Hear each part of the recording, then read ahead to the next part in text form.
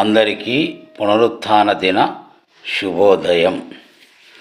దేవుని వాక్యమును మనం గమనించినట్లయితే పరిశుద్ధ గ్రంథములో నుండి సమూయేలు 2వ గ్రంథం 7వ అధ్యాయం 29వ వచనములో ఈ రీతిగా మనము చూడగలము. రాజైన దావీదు చక్కని ప్రార్థన చేస్తూ ఉన్నాడు.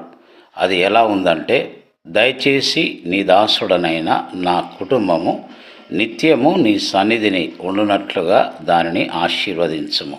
యెహోవా నా ప్రభువా, నీవు సెలవిచ్చి ఉన్నావు, నీ ఆశీర్వాదము నొంది నా కుటుంబము నిత్యము ఆశీర్వదింపబడునుగాక.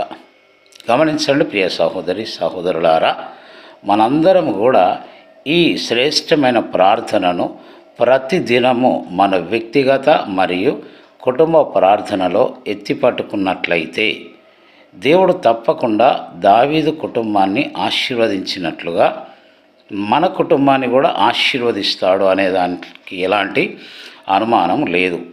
ఇప్పుడు నేను చెప్పినట్లుగా మీరందరూ చూశారు కదా, బైబిల్ను చూడకుండా నేను ఆ వాక్యాన్ని నోటికే చెప్పగలిగినాను.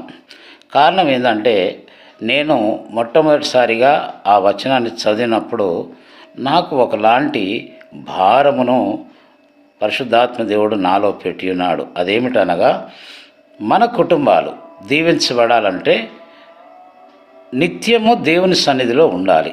మనం సహజంగా ఆశీర్వాదము అప్పుడప్పుడు కావాలని కోరుకోము, నిత్యము మనకు ఆశీర్వాదం కావాలని కోరుకుంటూ ఉంటాం.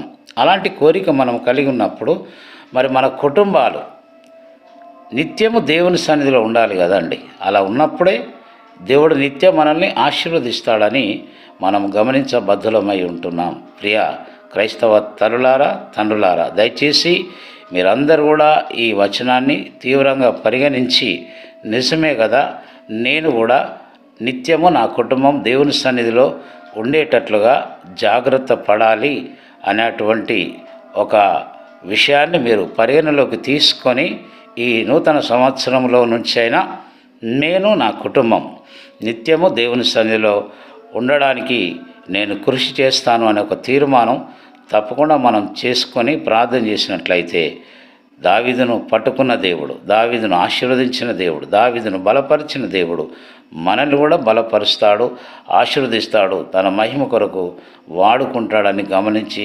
గ్రహించుదాం. అలా మనం వెళ్ళినప్పుడు మన తరంలోనూ మన తర్వాత వచ్చే తరానికి కూడా ఒక ఆదర్శవంతమైన క్రైస్తవ కుటుంబంలాగా మన కుటుంబం ఉంటుందన్న విషయాన్ని మనము గమనించుదాము, గ్రహించుదాం. ప్రియ తల్లిదండ్రులారా, దయచేసి వాక్యం